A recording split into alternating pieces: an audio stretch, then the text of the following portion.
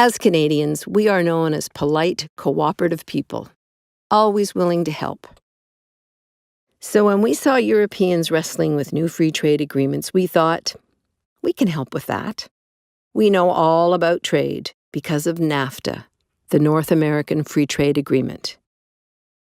NAFTA was signed 22 years ago. NAFTA was meant to grow the economies of all three countries, create hundreds of thousands of new jobs, and generate greater wealth for everyone.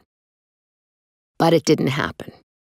Canadian manufacturing jobs began moving to the U.S., where labor standards are lower. The Caterpillar Corporation used to build locomotives in Ontario. 6 years ago, Caterpillar demanded its employees take a 50% pay cut. When they refused, Caterpillar moved its production line to Indiana. 600 Canadian workers lost their jobs. Their families were devastated. Then 4 years later, those American workers earning half as much, well, they lost their jobs too. Caterpillar moved its production line to Mexico, where it could pay even less. In the past 6 years alone, Canada has lost 350,000 manufacturing jobs. Incomes have stagnated. Family debt is at historic levels. NAFTA is not the only reason, but it's a big one. So-called free trade deals do more than just lower wages. They lower standards for food safety, health, and the environment. It's what trade agreements like CETA and TTIP call harmonization. Harmonization usually means reducing regulatory standards to the lowest common denominator. And that's not all. NAFTA gave corporations special rights that are in CETA and TTIP too.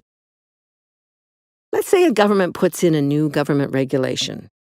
Under NAFTA, if a foreign corporation feels it will hurt its future profits, they can sue. Unlike everyone else, corporations don't have to go through the normal legal system. They get their own VIP system. They can ask special investor-state dispute settlement panels, ISDS for short, to arbitrate. The panel arbitrators are paid thousands of euros a day. It's a lucrative business for an elite cadre of lawyers who call themselves the club.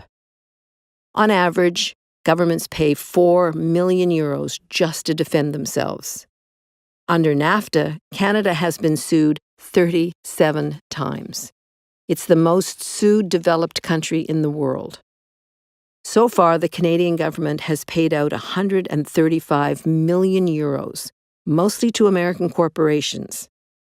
Cases worth 1.75 billion euros are pending. Once upon a time, Canada banned imports of gasoline containing MMT.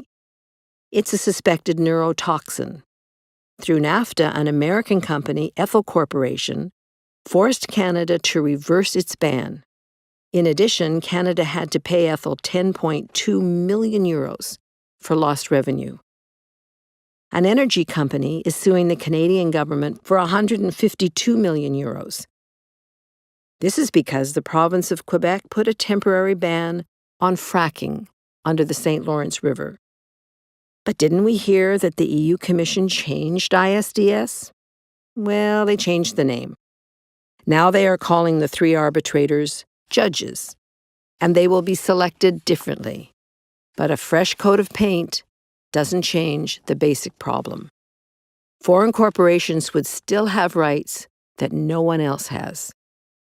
But in NAFTA, those were big, bad American companies, right?